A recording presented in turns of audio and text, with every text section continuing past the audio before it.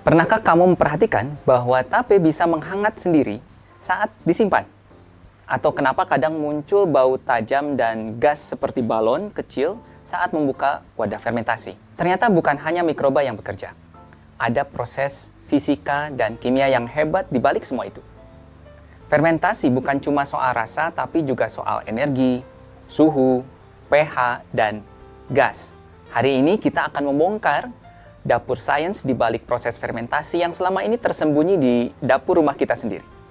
Saat mikroba memecah gula, mereka akan menghasilkan zat baru. Salah satunya gas. Biasanya karbon dioksida atau kita kenal sebagai CO2. Gas ini membuat tape mengembang, tuak menjadi berbuih, dan kadang-kadang wadahnya menggelembung. Ya. Gas ini adalah hasil dari reaksi kimia anaerob atau tanpa oksigen. Sama seperti kamu meniup balon, mikroba juga meniup hasil pekerjaannya ke dalam makanan. Inilah kenapa fermentasi disebut sebagai proses biologis yang menghasilkan perubahan fisika, ada perubahan tekanan, volume, dan tekstur. Pernahkah dengar istilah fermentasi aktif? Nah, ketika mikroba sedang bekerja keras, mereka menghasilkan panas. Ini disebut sebagai reaksi eksotermis. Kamu bisa mengukurnya. Simpan toples tape, lalu cek suhunya dari hari ke-1 dan ke-3 biasanya. Kemudian, suhu akan naik sedikit.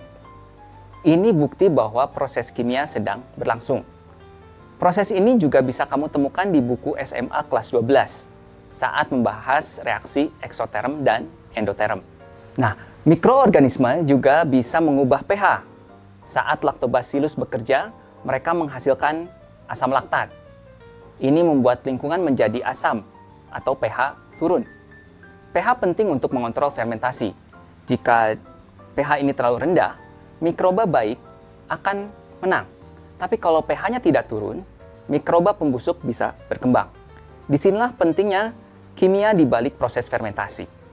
Bahkan beberapa produk fermentasi seperti yogurt dan tempoyak, pH-nya bisa mencapai 4 atau bahkan lebih rendah. Mikroba juga butuh energi untuk hidup.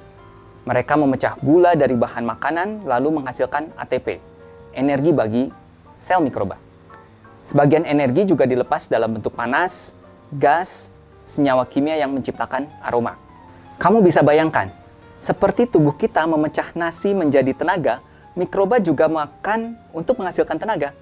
Konsep ini bisa kamu pelajari lebih lanjut di bab metabolisme dan energi di buku biologi kelas 11. Kamu bisa melakukan eksperimen sederhana untuk mengamati perubahan kimia dalam fermentasi. Misalnya, gunakan air rebusan kol ungu menjadi indikator pH yang alami. Saat diteteskan ke cairan tape, warnanya akan berubah dari ungu menjadi pink, kemudian merah, tergantung dari keasaman tape. Ini adalah reaksi kimia nyata yang bisa kamu lihat langsung. Artinya, fermentasi bukan hanya yang bisa kita rasakan, tapi juga bisa kita ukur dan amati secara ilmiah. Bayangkan jika kamu bisa mencatat suhu, mengukur pH, dan mengamati perubahan warna dalam satu eksperimen tape sederhana, itu sudah termasuk banyak unsur fisika dan kimia. Jadi, meskipun kelihatannya hanya menyimpan tape atau tempoyak, sebenarnya kamu sedang menjalankan laboratorium kecil di rumah.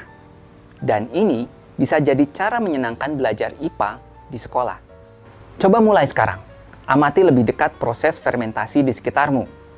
Coba ukur suhunya, amati baunya, dan teksturnya. Atau eksperimen dengan indikator alami. Tuliskan hasilnya, dan diskusikan dengan guru dan teman-teman kamu. Sains bukan hanya milik laboratorium.